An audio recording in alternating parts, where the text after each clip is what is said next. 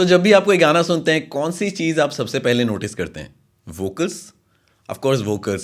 सिर्फ आप नहीं बल्कि हर कोई सबसे पहले वोकल्स को नोटिस करता है, जिसकी वजह से शायद इस पूरे म्यूज़िक मेकिंग के प्रोसेस में वोकल्स को तैयार करना, परफेक्ट वोकल्स को क्रिएट करना सबसे ज़रूरी होता है। और परफेक्ट वोकल्स को क्रिएट करना इतना आसान नहीं होता, जिसकी वजह से आज मैं आपको इस वीडियो में बता रहा हूँ टिप्स एंड ट्रिक्स जिससे आप वो परफेक्ट वोकल क्रिएट कर सकते हैं। आगे बने रहिएगा।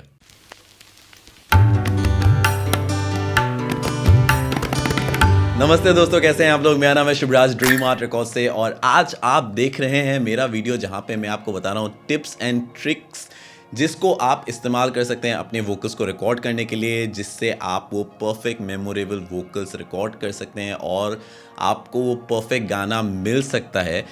इसके अलावा सबसे पहले मैं आपको बताना चाहता हूं कि इस चैनल पे मैं डालता हूं music production videos, music making tutorials और ढेर सारे गियर रिव्यू। तो अगर आपको म्यूज़िक के बारे में सीखना है, म्यूज़िक बनाना सीखना है या फिर नए टेक्नोलॉजी के बारे में जानना है, आपको इस चैनल को सब्सक्राइब करना चाहिए। और इससे पहले कि मैं आपको टिप्स एंड ट्रिक्स के बारे में बताऊँ, दो छोटी चीज़ें हैं जो मैं आपसे शेयर करना चाहता हूँ। पहली बात है कि मेरा गाना आ चुका है जिसका नाम है खोया रहूं। मेरा लेटेस्ट रिलीज़ है। ऊपर अगर आपको क्लिक करना है आप क्लिक कर सकते हैं, वहाँ पे आपको मेरा नया गाना मिलेगा। प्यार दिखाइए, सुनिए, जाके एंजॉय कीजिए। इसके अलावा मेरा नया कोर्स आ चुका है जो है 20 days of audio engineering and music production.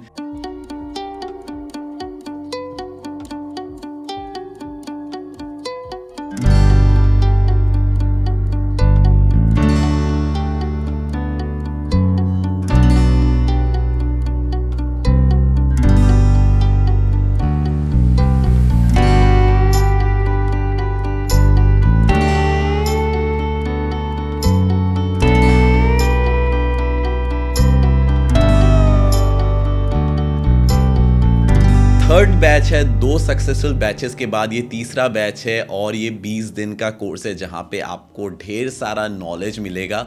अगर आप साइन अप करना चाहते हैं, नीचे लिंक होगा, आप जाके साइन अप कर सकते हैं। लिमिटेड सीट्स हैं, हमारे पास सिर्फ 10 सीट्स हैं, तो प्लीज़ जाएं। अगर आपको चेक करना है, अगर आपको कुछ नया सीखना है तो ज़रूर साइन अप कीजिए। तो परफेक्ट वोकल्स रिकॉर्ड करने के लिए जो पहला पॉइंट है, पहला ट्रिक है, वो है कि आपको राइट माइक्रोफोन चूज़ करना चाहिए।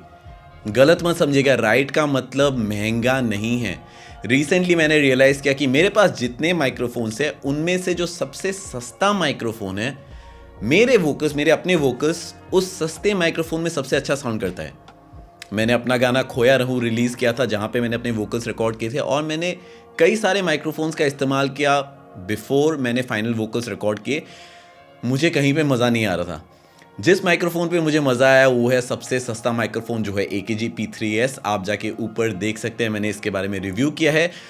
और मैं ये कहना चाहता हूँ, कहने का मतलब ये है कि आपको अलग अलग माइक्रोफोन्स देखना चाहिए बिफोर आप एक्चुअली किसी माइक्रोफोन पे सेटल हों और आप कहें कि हाँ चलिए जी फाइनल वोकल्स करते हैं।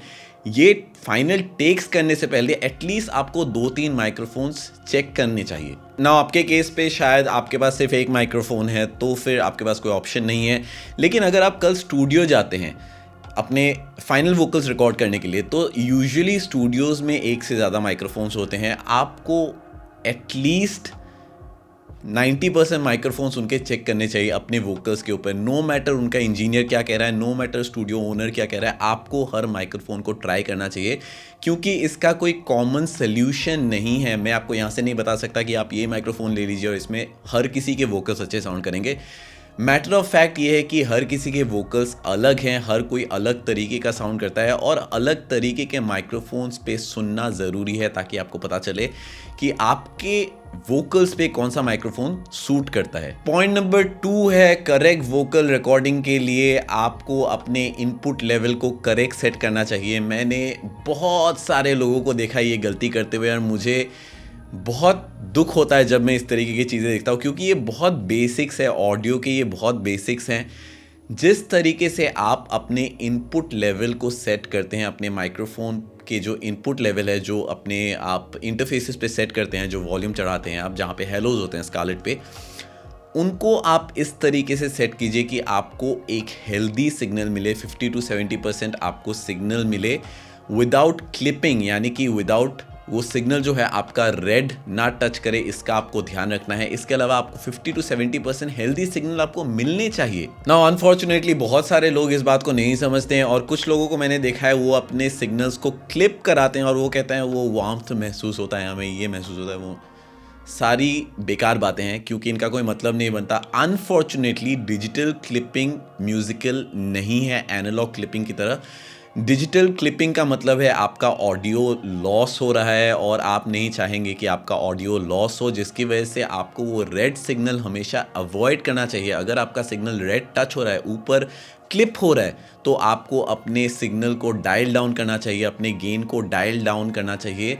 दूसरी बात जो मैं कहना चाहता हूँ वो ये है कि मैंने बहुत सारे लोगों को देखा है कन्फ्यूजन होते हुए कि फेडर्स जो हैं आपके DAW में, लॉजिक प्रो में, FL स्टूडियो में जो फेडर्स होते हैं जिससे आप वॉल्यूम चढ़ाते हैं घटाते हैं, वो आपके इनपुट सिग्नल को कंट्रोल नहीं करते हैं। वो आपके पोस्ट रिकॉर्डिंग जो लेवल्स हैं उसको छेड़ने में मदद करता है। अगर आपके इनपुट सिग्नल को आपको नीचे करना है या फिर बढ़ाना है तो आपको एक्चुअली उस इनपुट गेन नॉब को छेड़ना चाहिए।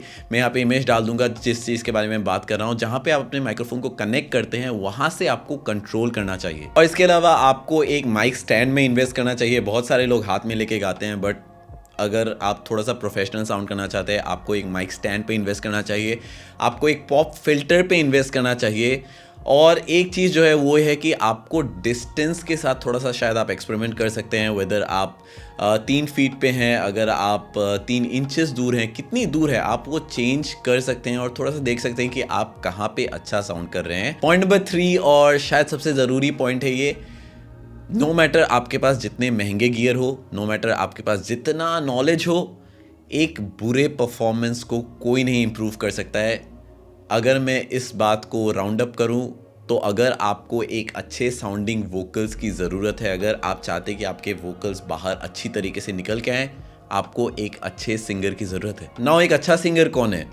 ऑब्वियसली सब्जेक्टिव है और मैं किसी को जज नहीं कर रहा, बट एक अच्छा सिंगर आपके गाने के एसेंस को और बाहर निकाल के लाएगा और आपके गाने को अच्छा बनाएगा, जस्टिस कर पाएगा आपके गाने के साथ। और इसके अलावा ऐसे वोकल्स, ऐसे सिंगर्स जो लोग बार बार सुनना चाहते हैं, इनको हम यूजुअली अच्छे सिंगर्स कंसिडर करते हैं। नाउ एक चैलेंज जो हम एज प्रोड्यूसर्स फेस करते हैं वो ये है कि हम जब गाना तैयार करते हैं तो हम इमोशनली इतने अटैच हो जाते हैं उस गाने के साथ, हमें लगता है कि क्यों ना हम ये गाना गाएं, क्योंकि हमने तैयार किया है गाना तो हम क्यों ना गाएं।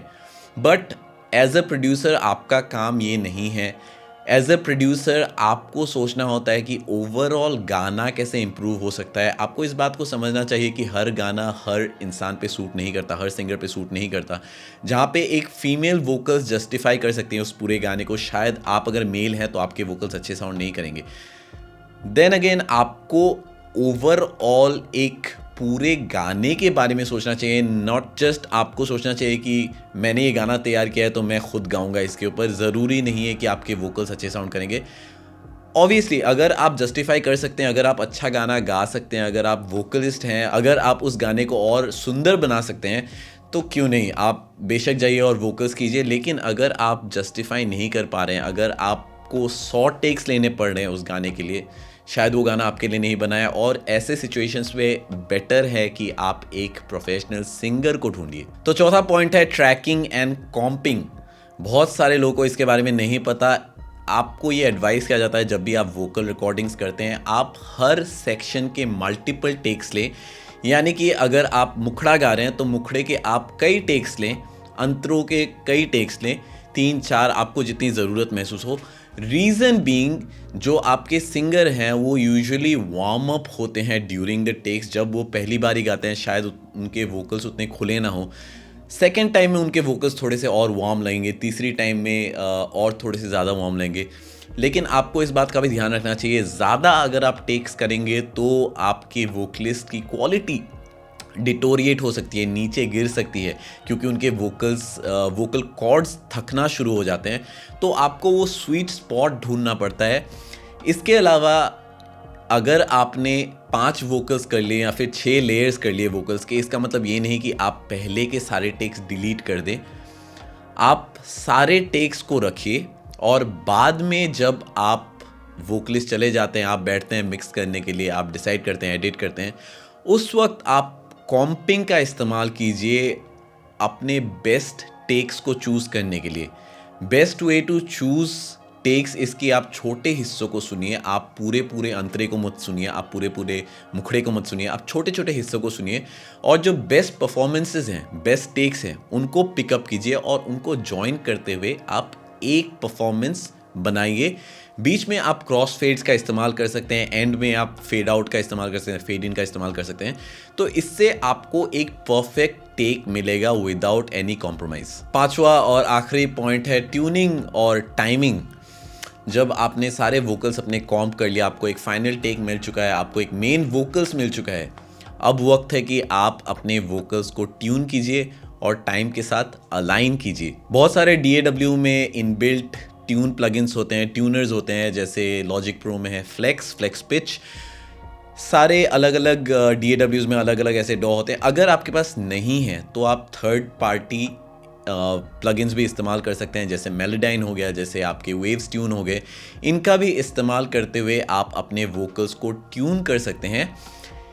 एक बार आपने अपने वोकल्स को ट्यून कर लिया, फिर आप अपने टाइमिंग को भी एडजस्ट कीजिए। बहुत सारे लोग अपने टाइम को एडजस्ट नहीं करते और सोचते हैं ये ज़रूरी नहीं है, लेकिन अगर आप एक टाइट परफॉर्मेंस चाहते हैं, अगर आप चाहते हैं कि आप बिल्कुल टाइम पे रहें, स्पेशली अगर आपने बहुत सारा प्रोडक्शन किया है, बहुत सारा अगर आपने सैम्पल्स यूज़ किए हैं, बहुत सारे आपने कंप्यूटर से साउंड यूज़ किए हैं, ऑर्गेनिक एलिमेंट्स ज़्यादा नहीं है, तो आपको बहुत ज़्यादा टाइट होने की ज़रूरत होती है वोकल परफॉर्मेंसेस पे, जिसकी वजह से आपको टाइम को एडजस्ट करना बहुत ज़रूरी है। तो जब टाइम एडजस्टमेंट की हम बात करते हैं तो दो चीज़ें होती हैं, एक है आपका रश और एक है ड्रैग।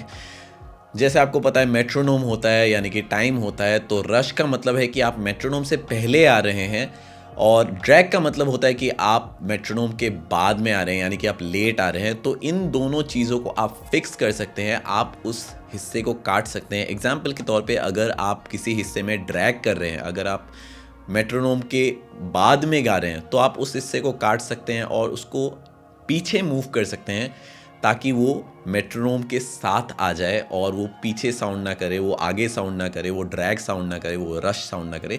इसी तरीके से आप रश टेक को भी थोड़ा सा आगे कर सकते हैं सो दैट आपके वो टाइम पे साउंड करे।